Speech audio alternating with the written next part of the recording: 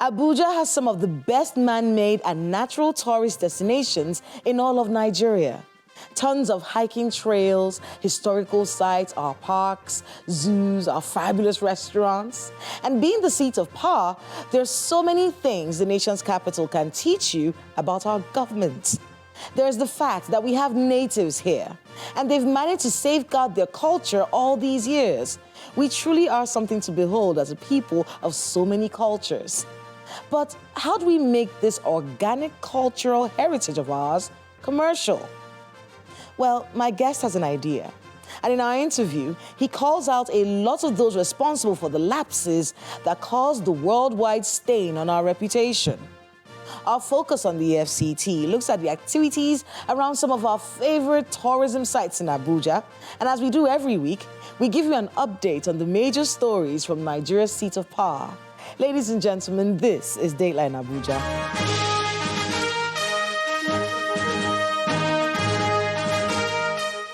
Hello and welcome to Dateline Abuja. I am Kayla Megwa. Let's begin with our Abuja wrap.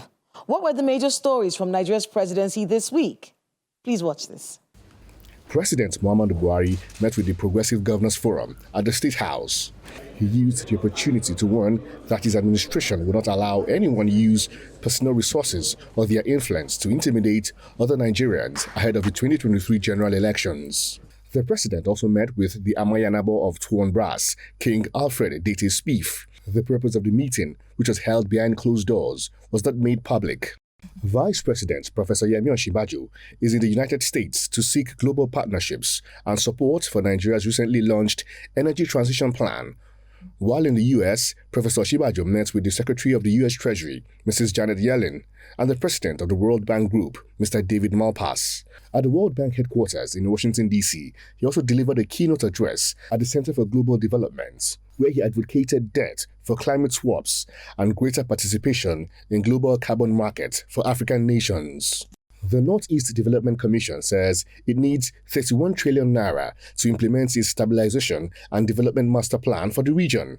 The plan was launched by the Secretary to the Government of the Federation. It should be based on transparency and integrity so that we can attract the much needed resources, which will definitely not come from government because of scarcity and paucity of funds, but from the corporate world.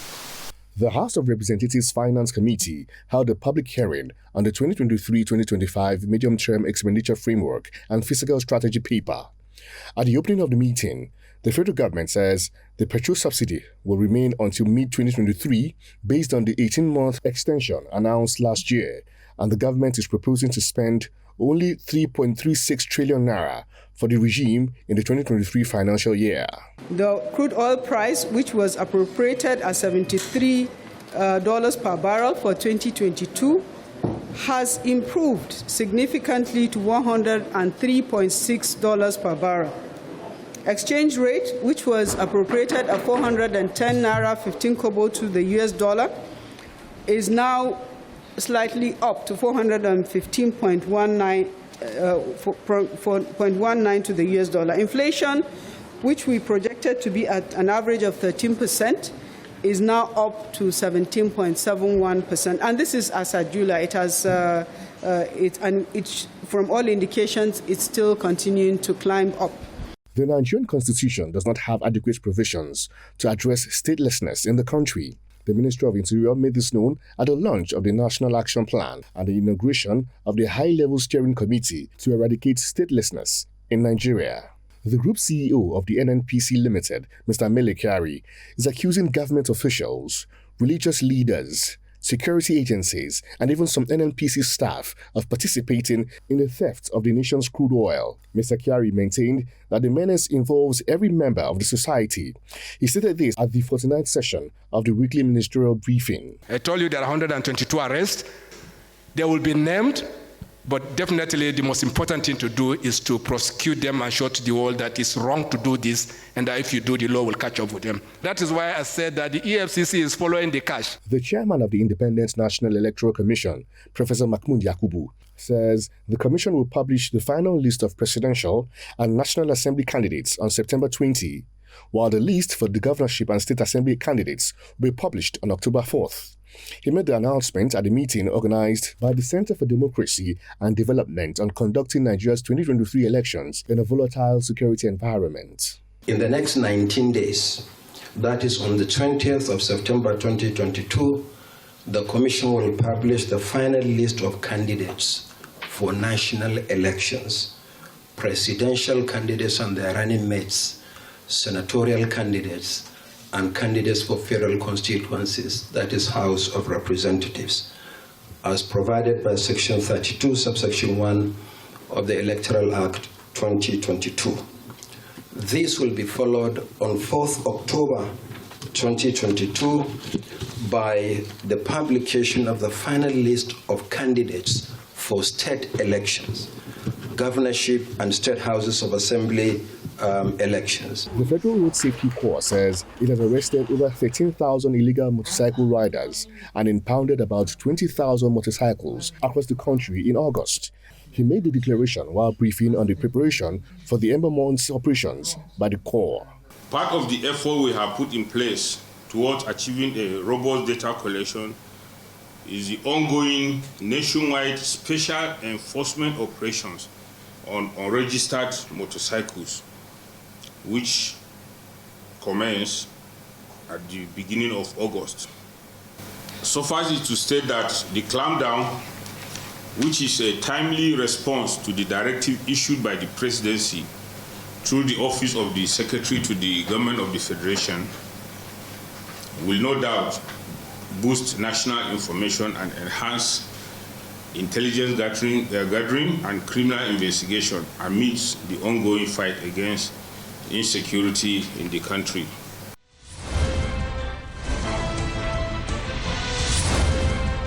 In our focus on the Federal Capital Territory, this week, the Minister of Information and Culture paid a visit to one of my favorite places in Abuja, still in development though, the Millennium Tower.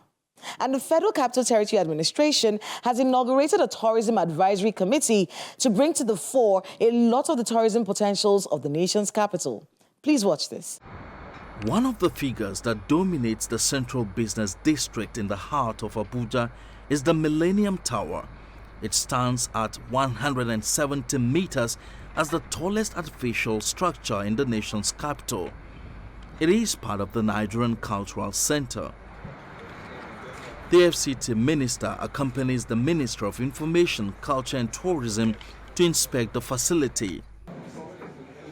Before going around the project, the delegation is given a brief of the facilities that will be situated within the center. On the National Square, it was decided to erect a monument of this standing, which is about 160 meters high, with a revolving restaurant installed on top of it. It is standing on 3 shafts of a lift well, which, if time permits, we have provision for the team to access the revolving restaurant on top of that, where you have a very good panoramic view of the Abuja city. As other aspect of the development is the construction of the 7-story edifice, which will house the National Museum at various levels, the National Theatre, as well as 5-star, I think 7-star or 5-star model hotel within the center. The delegation then proceeds to inspect the project, which is already 38% complete, with over 35.7 billion naira already spent on it. The foundation for the tower was designed by an Italian known as Manfredi Nicoletti in 2005, when the idea of the structure was conceived. However, the project has been stalled due to lack of funding. As you know, the FCT administration inherited a number of capital projects within the city. And over the last few years, my team and I spent a lot of resources and time to complete projects. We are doing them in a phased manner. We started by tackling the road network, the rail system, and now we are tackling water. To be frank with you, we don't have enough resources now to be able to complete this project. That's how it is. You complete what you can within available funds. And one of the reasons why we are here today with my elder, the Honorable Minister of Information and Culture, is to discuss how we could identify other sources of funding apart from normal budgetary allocation for our IGR. Because as you can see, this is a massive project that will require a lot of funds to complete. But I'm sure going forward, we'll set up something that hopefully the next administration will complete. The center occupies a surface of 192 square miles, and according to the FCDA, it requires 3.690 tons of steel reinforcement and total concrete of 133.600 million cubic. The center is designed to have 4 museums, an expansive arcade consisting of 40,000 square miles platform for hosting national and other events, and a 5-star hotel with 55 luxury rooms and 9 suites for about 130 persons. It is also expected to consist of offices, recreational facilities, a 1,200 capacity auditorium, conference rooms, exhibitions halls, shops, a sports center with an indoor pool, gyms, fitness, squash courts, and a 2-level 1,200 capacity basement car park. The Information Minister believes there are other ways of sourcing the fund for the project. This is the only part of the world where every infrastructure is built by government. In other parts of the world where you have this kind of project, it is collaboration between foundations, private sector, and government. As a matter of fact, government is just to be the enabler. Therefore, we are here today to showcase this magnificent project and to commend the vision of our past leaders, who as far back as 2005 had a vision of a monument like this for Nigeria. When this is completed, and it's not going to be if, when it's completed, it will rival the most audacious national monuments. I can't wait for when this will be commissioned, because then it would make 2FL or the Statue of Liberty. It will compare favorably with it. And if you see what we've gone through and the facilities available, it's a real cultural span. It's a real cultural center. We have a national theater here, we have museums here, we have arcades here. So, and this is going to generate a lot of revenue for whoever has the courage to, partner with us. I've been informed that all we need is just a mere $400 million to complete this. And given the magnitude of this project and the prospect, I don't think it's an insurmountable, aspiration. My appeal is to the private sector, is to philanthropists, is to lovers of art, to please, join hands with the federal government to make this a reality. Of course, you can see that all the facilities here, whether it be National Theatre, be it museum, all have to do with culture. And this is why we are particularly enthusiastic and we're eager and passionate to get this completed. You can see the kind of progress we've made all over the world in trying to return all our stolen artifacts. We recently signed an agreement with Germany to return 8,130, Benin bronzes. I think next month or so we'll be in the US. They're releasing about 69, about 29, and some museums in the UK are returning about 100. The University of Oxford and others are also returning. So you can see we are looking at the future, and this is why it's important that we're here today. And I hope you use, your platforms to appeal to Nigerians, to appeal to investors all over the world to come and collaborate with the federal government to make sure that this is not an abandoned project. The FCT administration considers the project as strategic to the city, as it would make the federal capital an international city, as well as boost tourism and culture when completed.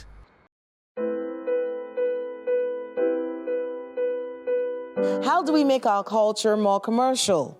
How do we get young people to care about Nigeria's culture? How do we protect our repatriated artifacts?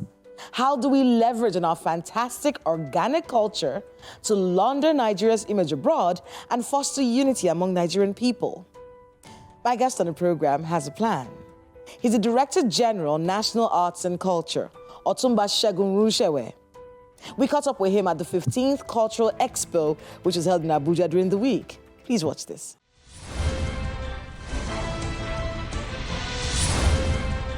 Otumba Rushewe, welcome to Dateline Abuja. Thank you very much. There's so much emphasis on how different we are and how we have different things that represent us. And I'm not even talking about religion, just culturally, you know. How do you put that together and represent something that we can say is Nigeria's culture? How do you do that? The easiest way to overcome the challenges in Nigeria is cultural diplomacy. We need to understand that diplomatically, you can't resolve all of these. When you want to communicate to age brackets, there's different strategy of communicating. If you want to send a message to the age bracket of, say, 17 to 22, you may need to use more of IT base. Are you doing any of that? Oh, absolutely, we do. My office is one of the most active IT base in this country today. We are on all the social media, all the soft way of communicating, my offices. I'm still talking about this younger generation. I've heard a lot about, your feedback mechanism. You do all these programs and whatnot. Do you think it's made any impact? Is it measurable, the kind of impact that this has made on the consciousness of Nigerians about culture and our diversity, and how working together and appreciating each other's culture and diversity will help us become better as a people? Can you measure the impact that you've had? What would you say the impact was strongest? You see, it pains me, and maybe I should tell you today. Most times when they tell you Nigerians commit crimes abroad, 80% of those crimes or those criminals are not Nigerians. But they know we have a bad reputation, so they leverage on that? No, not that. We had a very porous passport. When you say porous passport, what do you mean? Yeah, before now, if you check your passport when you get back home today, you will see cultural icons, iconic stuff, heritages on the passport. I introduced it. I did it. Now, before now, our passport didn't have a chip. But now we have a passport that has a chip. And when you tell Nigerians, come to fill form for your passport, your local government, your state, your next of kin, they will say, why are you asking for all of that? It's important. But nobody has been able to enlighten Nigerians why you need all this information. If with all those information, it's easier to track a non-Nigerian using Nigerian passport. I must tell you today, every Nigerian is responsible for the bad image we are getting. Somebody is in charge of Nigerian passport. Somebody collects passport for a non-Nigerian at a cost. The price. Have you taken this up with the relevant agency? Yes. It was because of that I'm telling you today that a lot of things have really been addressed. How do we get more people to come to Nigeria? Well, we're dealing with the security situation, by the way. Well, how do we sell these artistic areas, these places that are critical to our culture, to the rest of the world and get them to want to come here? First, we must tell ourselves the truth. Arumu Fishing Festival, at a time when it was booming, a lot of foreigners come yearly. Then the governor of the state, Kebbi, that year, because the wife gave birth, and he said they can't hold. No, all these other festivals have a calendar. They don't give a damn. I mean, because the wife of a governor gave birth, you now postpone a festival. People, look, listen, when you talk about planning, they book tickets, book hotels, a lot of things, you know, the way they think. So you tell a foreigner who has booked hotel, who has booked flight, done everything, and you say you've cancelled. Then he himself or she will also cancel the plan for that brand. That's how we lost Argungu. You're talking of that. Look at Ikokosi in Ekiti. Hot and cold water. People want to know about it. Look at the village in Oyo, where if you eat the food there, you will get twins. As I'm talking to you now, the Chinese are there trying to do a research about the twins. I mean, like you rightly said, we have a lot of opportunities in Nigeria. We need to take advantage of them. So we must, at this moment, start to think our education is one thing. Streetwise is another thing. So for me, we must readily open our arms to bring out our brand. Before we wrap up the interview today, let's talk about the repatriation of artifacts. Yeah. How much impact do you think this is going to have on the sector, and how do you feel about it? I feel very happy. It's long overdue. But 2 key points. If you get those stuff back, we need to preserve them and make sure they are well kept. If not, they lost their value. All the effort of bringing them back is a wasted one. Let's talk a bit about the contribution of the sector to Nigeria's gross domestic product. One of the questions people have had about arts and culture in Nigeria is that it doesn't really make any money. And even if it does make money, is it significant enough to contribute significantly to Nigeria's gross domestic product? What's been done about that? Before COVID, we were at 3.5. During COVID, it dropped drastically. And I did mention, for instance, we're talking about the airlines now. All the major airlines in the world fly to Nigeria, both from Lagos and Abuja. And people tell you Nigeria is not safe. Who are the people flying those airlines? Now, look at the politics going on now. The airlines say they have money, but they can't get their money back to their country, which is being addressed. So the contribution of this sector, and I want to correct another impression, you cannot separate culture from tourism, because culture builds up the brand identity that tourism market and sell through promotions. Nigeria can go up to maybe 4.6 in GDP if only we accept that we have to start somewhere. Well, Otumbo Runshewe, that's the time we have on Dateline Abuja this week. But thank you very much for speaking with us, and good luck with the work that you do. Thank you very much, and keep up the good job. Thanks to my guest and to everyone who spoke to us today on the program. Abuja's hiking trails, historical sites, parks, zoos, rocks, etc. are a wonder to behold.